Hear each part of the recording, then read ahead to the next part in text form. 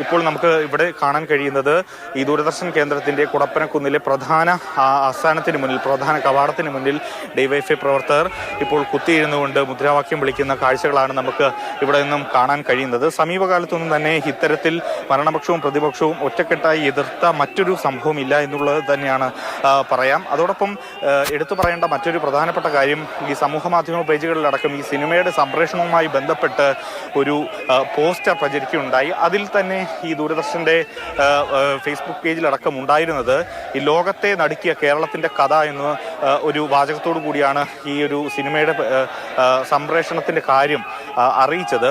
അത് കൂടുതൽ പേരെ, അതായത് കേരളത്തിനെ തന്നെ ഇകഴ്ത്തുന്ന രീതിയിലാണ് എന്നുള്ളത് ആണ് മുഖ്യമന്ത്രി അടക്കം വാർത്താക്കുറിപ്പിലൂടെ അറിയിച്ചിരുന്നതും.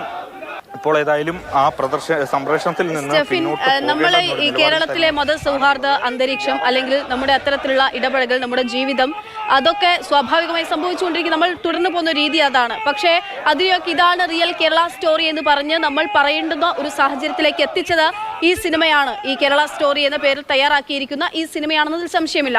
അതുകൊണ്ട് തന്നെ ഈ സിനിമ പ്രദർശിപ്പിക്കരുത് എന്നുള്ളത് നമ്മുടെയൊക്കെയും ഒന്നടങ്കമുള്ള ആവശ്യമാണ് എന്ന കാര്യം, ഏറ്റവും പ്രധാനപ്പെട്ട ഒരു കാര്യമുണ്ട്.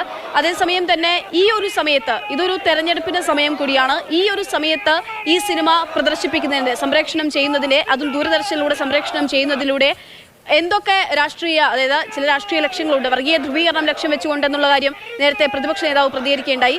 അങ്ങനെ എന്തൊക്കെ രാഷ്ട്രീയ ലക്ഷ്യങ്ങൾ ഉണ്ടെന്നുള്ളതാണ് ഭരണപക്ഷവും പ്രതിപക്ഷവും ഈ രാഷ്ട്രീയ നേതാക്കളൊക്കെയും മുന്നോട്ട് വയ്ക്കുന്ന കാര്യങ്ങൾ എന്താണ്?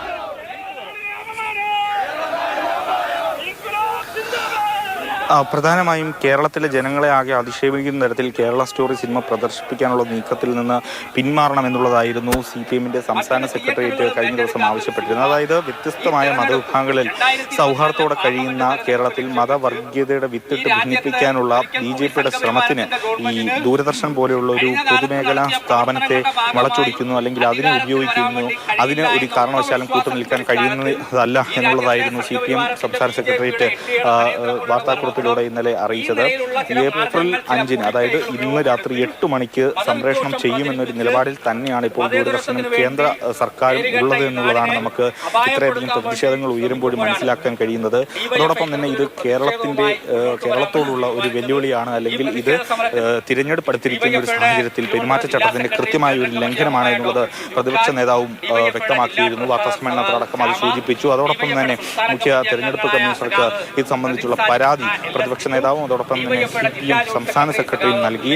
ഏറ്റവും പ്രധാനമായി ഈ സിനിമ പുറത്തിറങ്ങിയ നാൾ മുതൽ, ഇതിന്റെ ട്രെയിലർ പുറത്തിറങ്ങിയ നാൾ മുതൽ തന്നെ ഇത് വലിയൊരു വിവാദത്തിന്റെ വഴിയിൽ തന്നെയാണ് ഈ സിനിമ സഞ്ചരിച്ചത് എന്ന് നമുക്ക് പറയാം. കാരണം ഈ ട്രെയിലറിലടക്കം പ്രധാനമായും ഈ 10 രംഗങ്ങൾ ഉണ്ടായിരുന്നു. അത് ഒഴിവാക്കണമെന്ന് സെൻസർ ബോർഡ് തന്നെ നിർദ്ദേശിച്ച ഒരു സാഹചര്യം കൂടി നമുക്ക് മനസ്സിലാക്കേണ്ടതുണ്ട്. അതോടൊപ്പം ഏറ്റവും പ്രധാനമായി ഈ മതപരിവർത്തനവുമായി ബന്ധപ്പെട്ടുള്ള പല കാര്യങ്ങൾ ഈ സിനിമയിൽ പ്രധാനമായും ചർച്ച ചെയ്യപ്പെടുന്നുണ്ട്.